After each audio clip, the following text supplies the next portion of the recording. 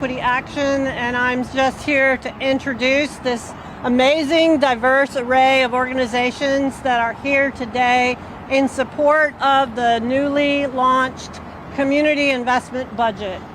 The purpose of this is to correct for some of the failings of a normal budget process where a budget is built from last year's budget. That's perfectly logical. But sometimes that means it's hard for new problems to be addressed or failures of old ways of doing things to be changed. So change is hard when you always build from last year's picture. So what we're here to do and what we've been doing the past several years is bring to the picture a set of proposals widely agreed upon by many community organizations who collaborated to get us here and therefore are kind of all on the same wavelength. And it crosses the spectrum of items in need of, in some cases, dire need of assistance, funding. And I will go ahead and allow the organizations behind me to speak to those details. So with that, I will introduce Maggie Luna.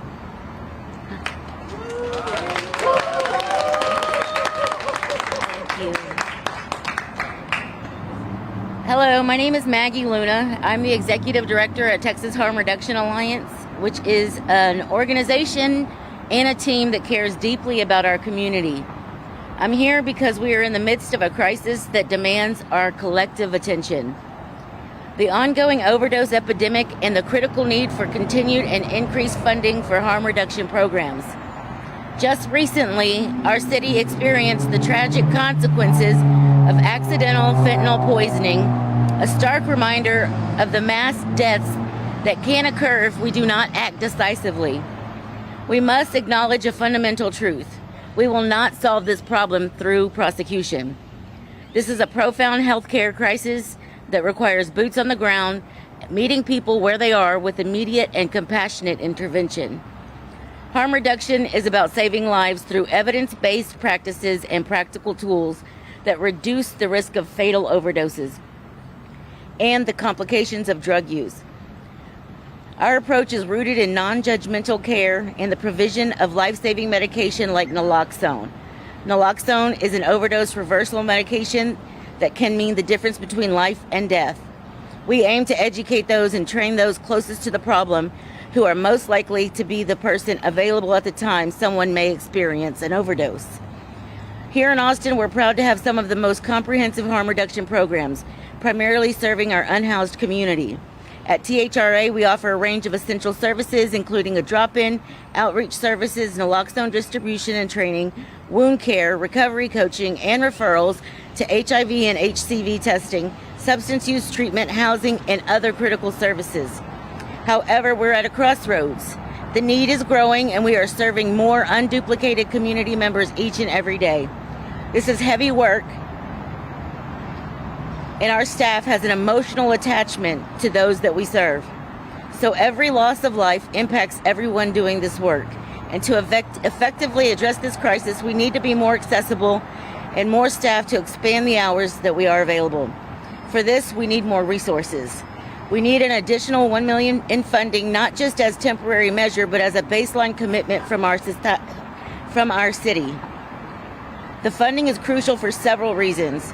Our city stands at a critical juncture, and by prioritizing harm reduction in the upcoming budget cycle, we can make a significant impact on the overdose epidemic. This isn't just a financial investment, but a moral imperative. We have the evidence, the tools, and at THRA, we have the dedication to make a difference, but we need your support. In closing, I urge our city leaders and community to recognize the gravity of this crisis and the potential for positive change through harm reduction practices. Let's work together to ensure that no more lives are lost. Thank you.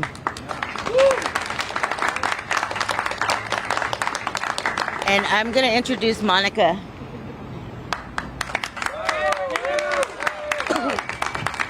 Good morning. Can you hear me? Since the mic's a little high for me. Can you hear me okay? Okay.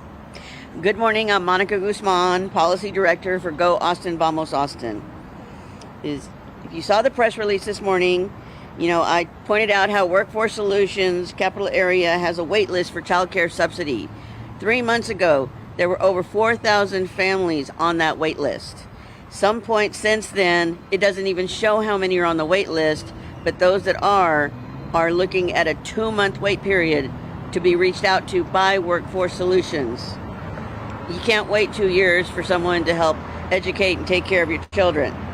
In order to achieve economic equity, improve outcomes for our children, and make good on public promises to support the workforce behind the workforce, we must invest in the early childhood system.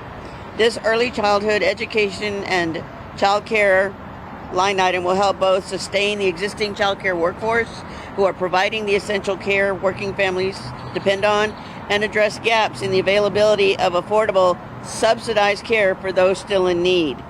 We support a multi-year allocation through Austin Public Health for early childhood education development to support home-based, licensed, registered child care providers and family, friend, neighbor, FFN caregivers with professional development and economic relief.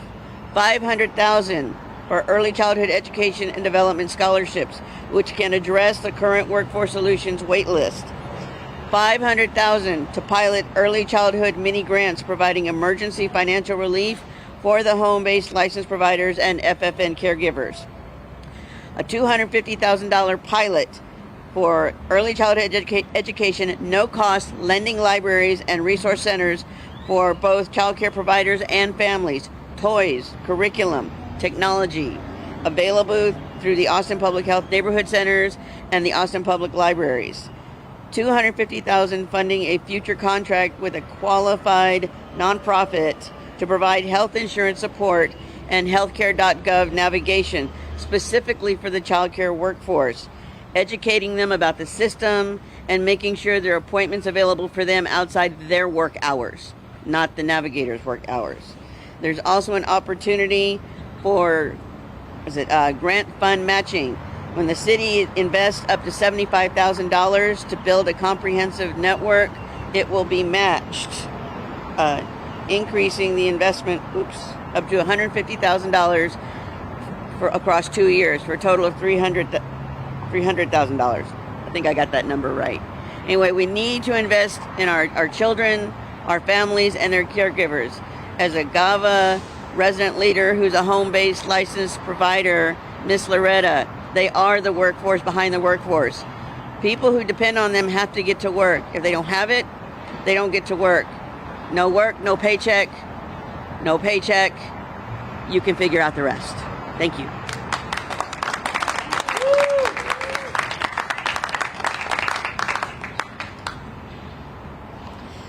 Good morning. My name is thank you.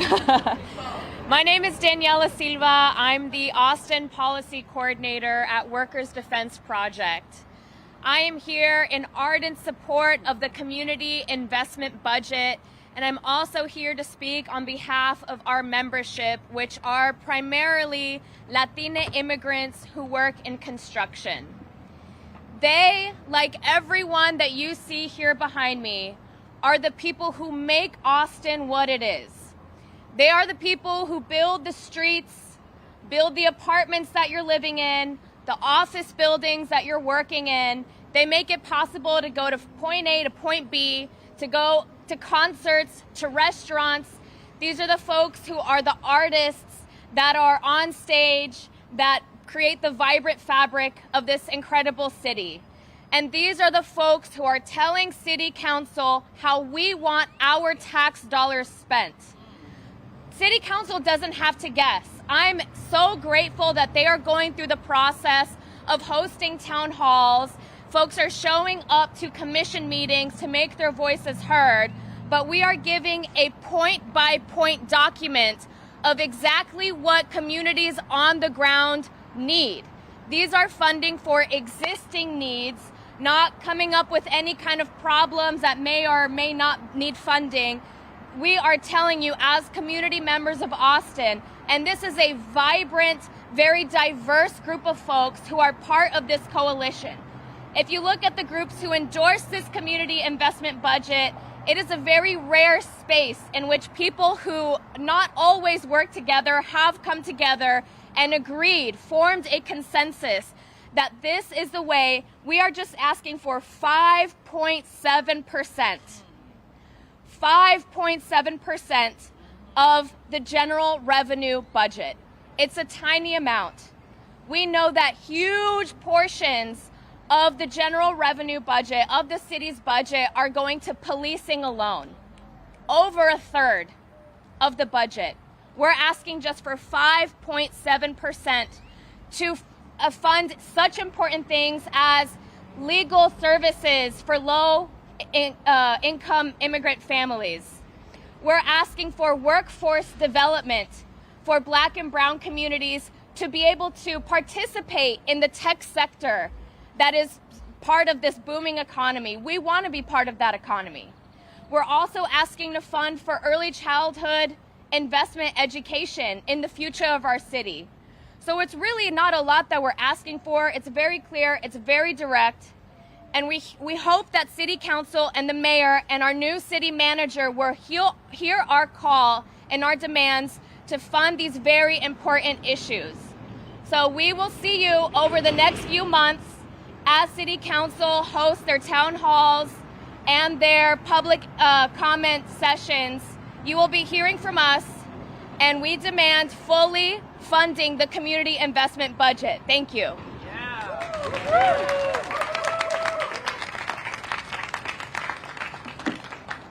Good morning. My name is Roy Whaley. I'm the Conservation Chair for the Austin Regional Group of the Sierra Club.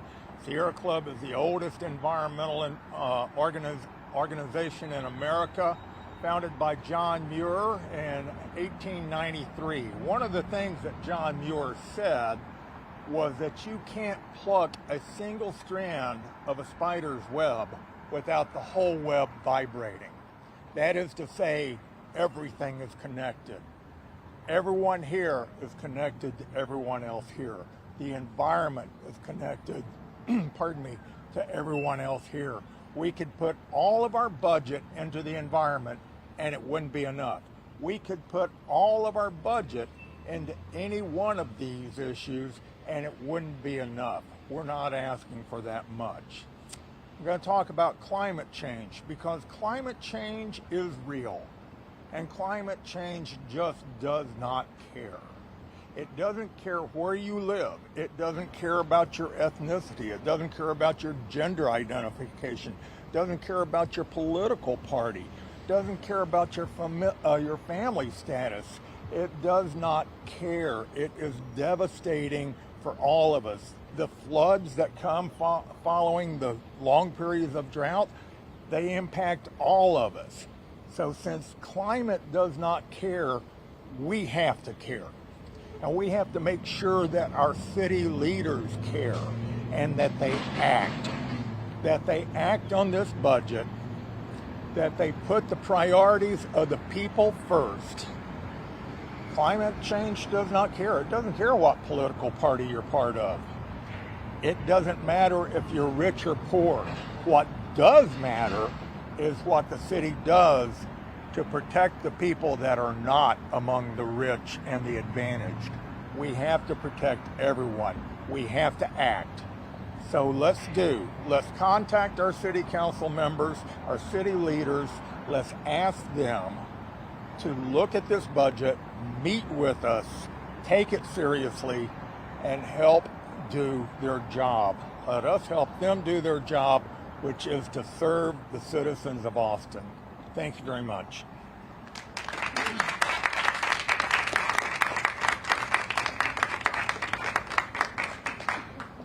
Hello, everyone. My name is Robert Nathan Allen. Everyone calls me RNA. This is Clara and Maggie. And we're going to talk about two things real quick. One of them is the PSS, the Parent Student Specialist, that's so important for our students here in Austin. Clara, who's your PSS? Miss Perez.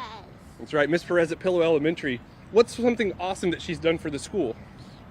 Started the Girl Scout troop. That's right. The PSS provides so much support for the students and the parents outside of what the teachers and the staff already provide. Do you want her to be able to come back every year? Yes. Awesome. I agree. I think it's really important for us to fund this continuously so that it's not something where every year they think their job is on the chopping block. Secondly, I'm also part of the Community Advisory Committee for the Austin-Travis County Food Plan, and I'm advocating for inclusion in the CIB of funds specifically to implement that plan when it is approved in a couple of months. Thank you for your time.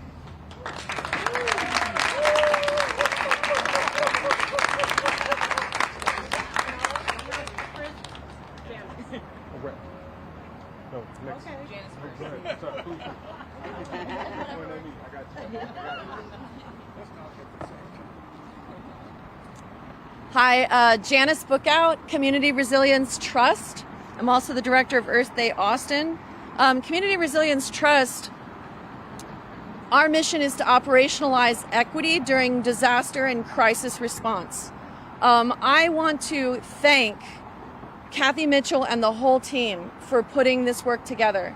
It's the thing that makes me want to stay in Austin is these folks right here that are the people who support our communities. And when I say communities, Austin is not one community. Austin is a community of communities. And to support our whole community of communities, you need to listen to the organizers who support those unique communities. When we listen to community, it works. You may or may not know that during the pandemic, we had some of the best outcomes comparatively across the state and the nation. And it was not enough. It'll never be enough. But that only happened because City Council and Commissioners Court worked with and listened to community. Not just one community, multiple communities. We would not have had those outcomes if it were not for community, and we've had quotes all across the board from all of city and county leadership saying that. So you need to listen to us now. You need to listen to us now about this community investment budget that we've worked so hard, they've worked, and we've worked so hard to put together. Finally, I want to elevate the resilience office and the resilience hubs. So you also may or may not know that we lost one of the best resilience officers in the country to San Antonio recently. It was a very long, very expensive process to hire her. She was extraordinary. She worked interdepartmentally and she worked with community on outcomes that made an enormous difference over the last couple of years. She is now in San Antonio with a full budget, which is part of the reason we lost her. We need a full budget, which is why we're advocating for $1 million for the resilience office. And we need to reinstate a resilience officer and go through that process again to find a competent and effective and extraordinary resilience officer for our city. In addition to that, we need to fund the resilience hubs. What that allows us to do is connect to community, to serve folks where they live through people they trust. Without that, we are leaving people out and causing harm. Thank you.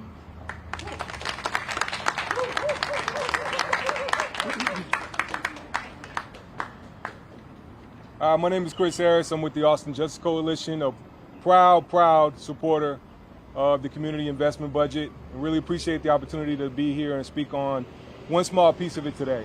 But before I do that, I want to just remember the history of how we got here. This coalition started in 2021 when the Police Association, along with some reactionary and right-wing forces, tried to gobble up even more of the city budget. Not just for that year, but for all future years in perpetuity. The largest coalition that this city has ever seen came together in response.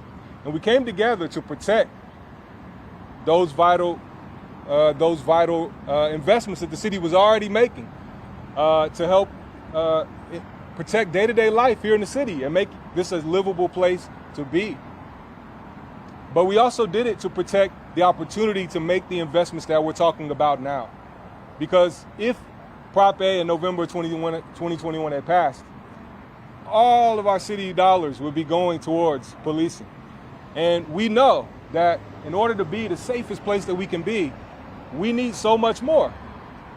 We need access to, in every part of this community, and in particular those that have been historically denied access, all the resources that make thriving possible, particularly in a growing and more expensive city. And we also know that safety relies on a lot of different forms of care. Preventative care, and we're so happy to be supporting violence prevention efforts, harm reduction efforts, resources for youth, parks, schools that form the backbone of that preventative care. And we also need emergency response care.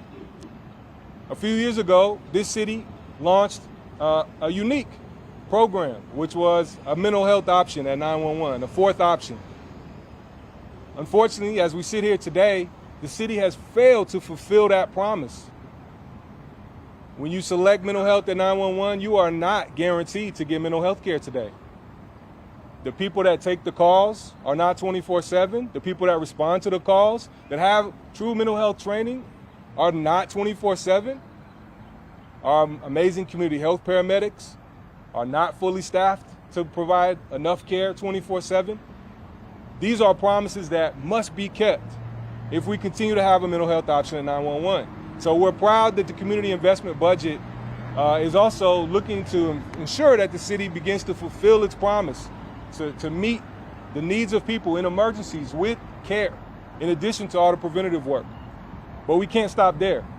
We know that there are a lot of different needs in our community that we're sending police to now, because historically that's all we've invested in.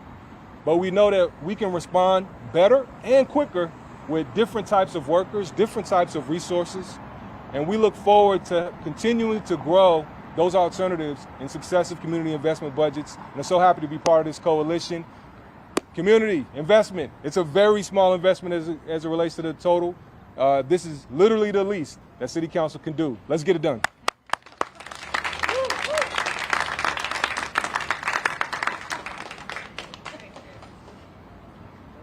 Hey everybody, I'm gonna try to talk a little bit louder because the folks back there can't hear. And it's really hard to expect people to be as crunk as they need to be about this when they can't hear. Hi, my name is David Johnson and I am part of Grassroots Leadership. It is an honor and a pleasure to be here as part of this coalition with all of these folks in the orgs and people representing orgs that may not be here. I'm supposed to talk about what I know, so let me talk about my experience getting out of prison and having 100 applications denied because of my carceral involvement. I went back to prison because the world doesn't stop spinning, bills don't stop coming in, responsibilities don't disappear because you can't get a job. Now, my life today is very different, but I really want to peel back the good felon false image. Because what tends to happen is we see someone who's been to prison or someone with felony convictions, and as a community, we like to claim some share of responsibility for whatever success they have. We like to tell ourselves that we actually enable a community where success is possible if someone wants it enough. I am proud to say I fell through the crack of every system that was meant to cut me off from wealth. So I have to remember where I came from, and everybody who still experiences the things associated with the inability to access quality housing, quality employment, quality education, and financial literacy sufficient to build wealth individually and generationally. This is something that has historically been disconnected from our marginalized communities. But the marginalization of those who are incarcerated or formerly incarcerated is ignored because we also buy into the false narrative, because I feel like this is false narrative, self-delusion, and truth moment. We fall into the false narrative that people who go to prison or people who are convicted are bad people, while ignoring the fact that everyone who is here and everyone who sees this has a brother, son, daughter, mother, father, cousin, homeboy, homegirl who's been convicted of something. So this is for each of you, so pay attention. Because you might want to know what it's like for individuals like that who don't have a father, son, brother, cousin, daughter, uncle, sister, friend, homegirl, homeboy, pastor who is willing to take a chance on them and put them in a position in which they can actually prosper. We like to look at the singularities as an example that this works, but it doesn't. We like to lift up singularities as success stories, but they are just exceptions. So here in Austin, we like to talk about opportunity, but the opportunities are neither equitably nor justly distributed or made available.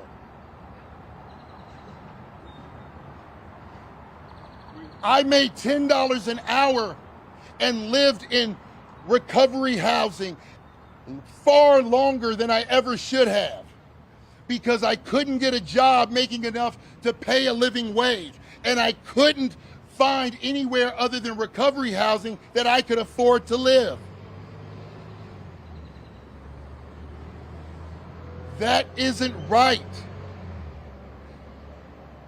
There are too many people stuck in transitional housing, transitional centers, recovery housing, on couches, in garages, hidden off in attics. Some are sleeping in closets because they can't get their own housing because of their background. There's a local nonprofit known for providing accessible housing, and I applied and was told that I was disqualified because I had more than 2 felonies. I got more than 2 felonies on 1 case. So is the fact that that happened to me a justification to preclude me from accessing the same things that others are accessing? No. But this city has truly never had a commitment to the formerly incarcerated, except to make them the future incarcerated. We have to peel back the false narrative that people who go to prison and go to jail are afforded the opportunity for rehabilitation. Rehabilitation doesn't exist if we return as a second-level class. Rehabilitation is not possible if we come into a world and a community that thinks it's okay for it to be so bad in our lives, just trying to live. And people will cry out and say, it's not as bad as it once was. Yeah, but that doesn't mean it's not bad, because bad is bad until it's good. Bad is bad until it's good. And so we came together as a collective, they say diverse. This is multicultural, multi-generational, politically spread out, ethnic, children of immigrants. Like, this is what people think about when they think about Austin. This is what draws people to Austin. It isn't anyone in a glass tower. It isn't a sailboat-shaped building, as beautiful as it may be in the skyline. People come to Austin because of the culture, and we represent the culture. So whenever we ask for things, whenever we request things, whenever we demand things from decision makers at any level, we are given, what is it you want? How do you propose we do it? And with what funding? We got together and did the work. We always do the work. This isn't the first time. Remember the Reimagined Public Safety Task Force? We did the work. Supporting the Equity Office? We did the work. We are the same spirits and souls and bodies that are always here. We continue to grow in power and we continue to show up. We aren't going anywhere because guess what? We put together a document that tells everyone what it is we want. We created a document that tells everyone how we want it done. And guess what else we did? Because we can't depend on decision makers to do the work for us. We found the money. So if we know what, we know how, and we know with what funds, what reason does anyone have to oppose or reject what we are demanding now, other than their own personal interest, satisfaction with the oppression of marginalized people, and or their own self-delusion that they're actually good people?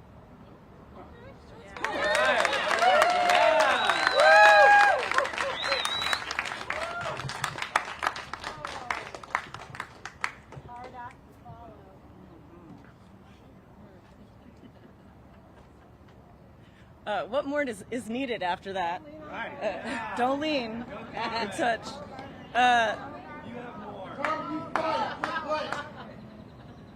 This is truly about community investment. You can't have leveraged community investment without community. So I'm grateful to be standing with this broad coalition.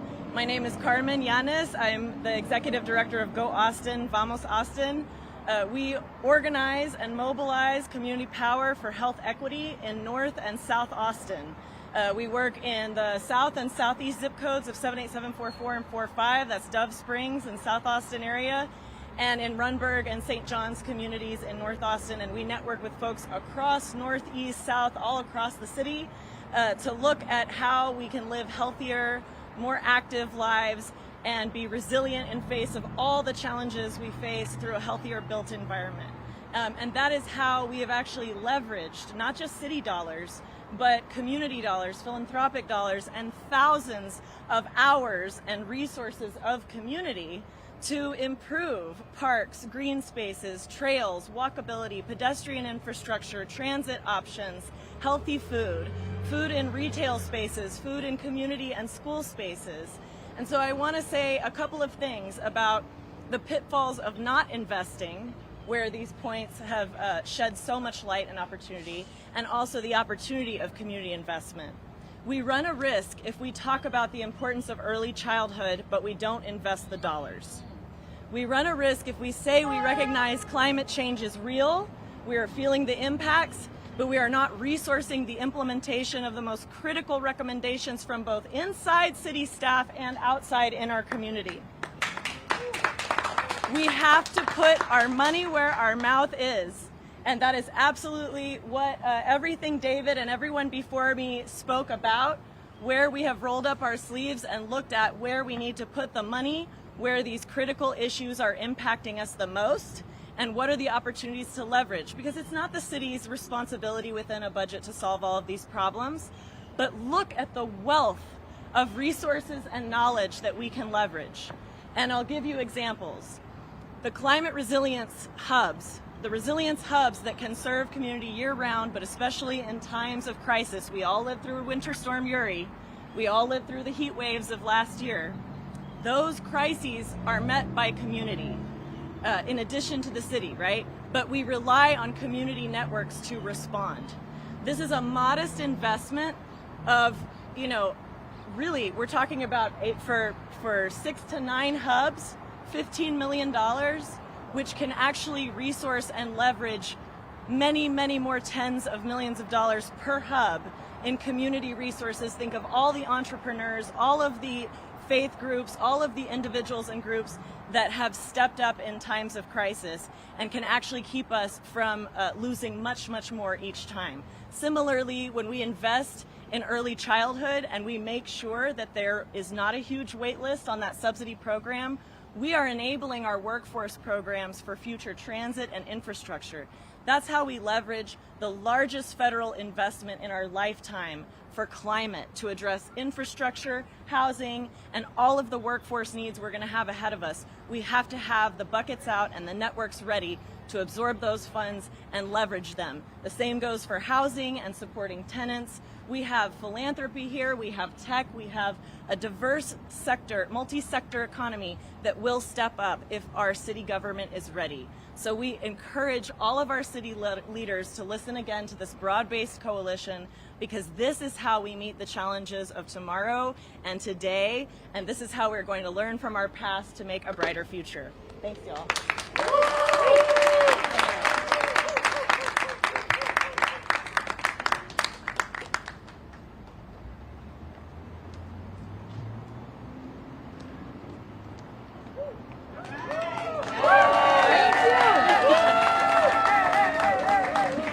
Good morning to each one of you. Thank you for being here. Thank you for the opportunity that you've given us.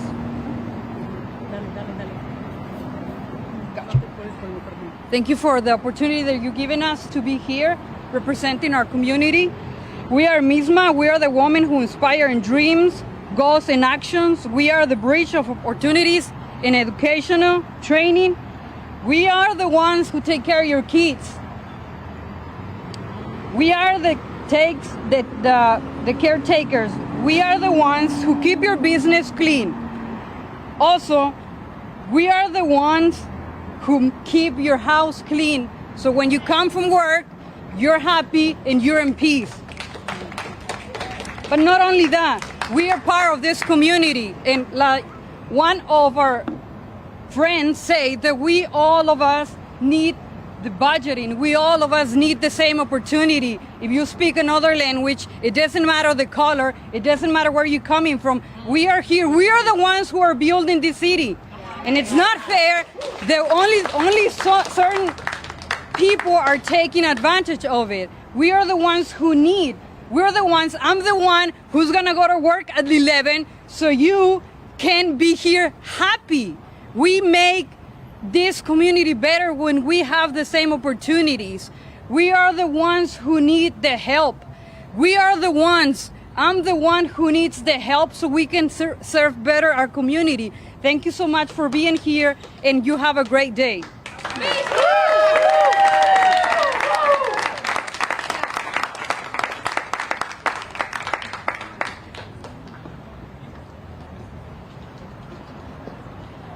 Hello, I'm excited to stay here today as a member of the Community Investment Budget Committee and Taking That Cause Austin Home.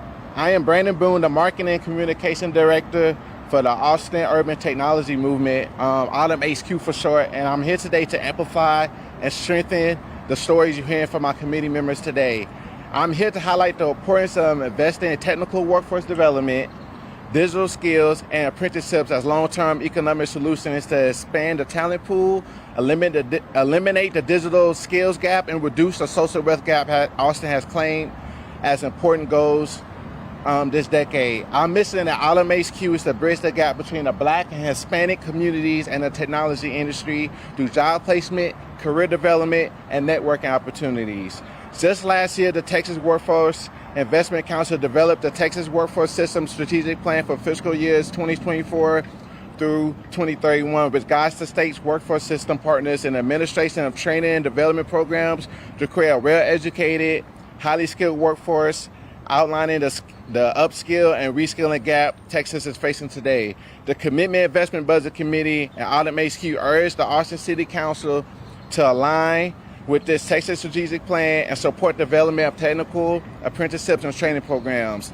Investing in these initiatives ensure that our community members have the skills and opportunities they need to thrive in a modern digital economy, and our businesses have the talent pool to hire from. Thank you for your time and appreciation. We welcome you to join our efforts and join the Autumn HQ movement. Thank you.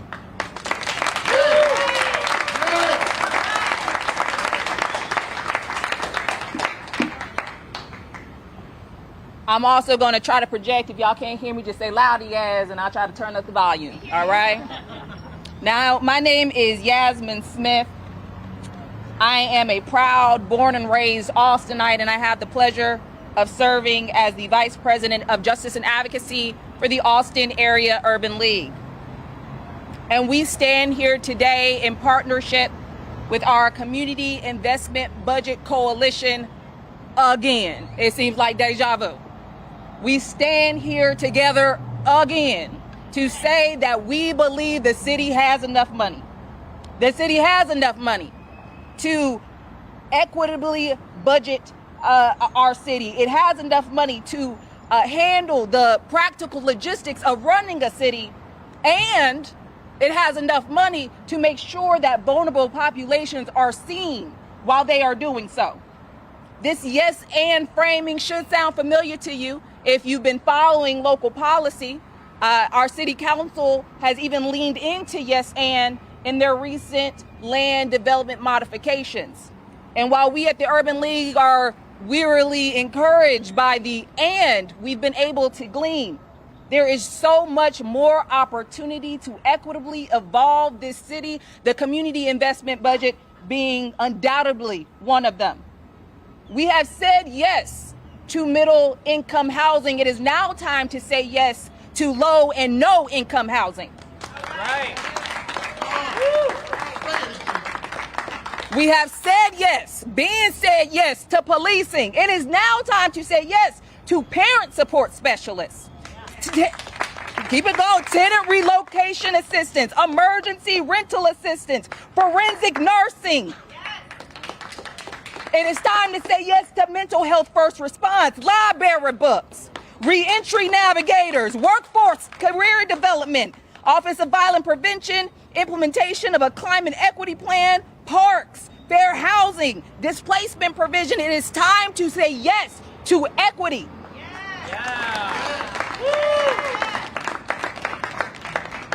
And if you know me, you know what I'm going to talk about. It's definitely time to say yes to an inclement weather response ecosystem that is truly cared for and sustained.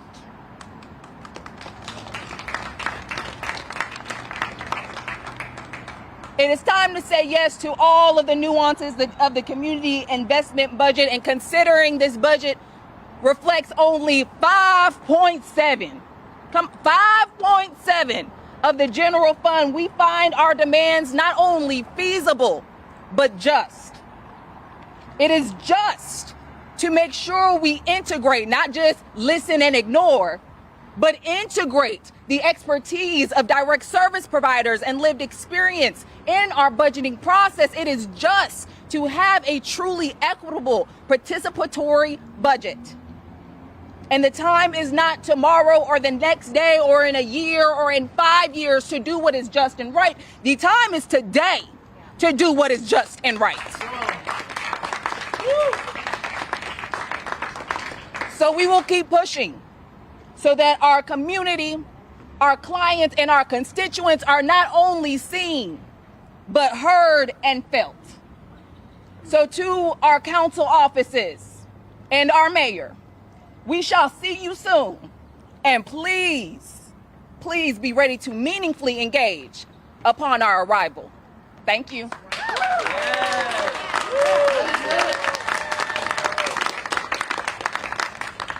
And that is the end of our presentation. We appreciate y'all for coming. And if you have questions for the folks, we're right here. Thank you.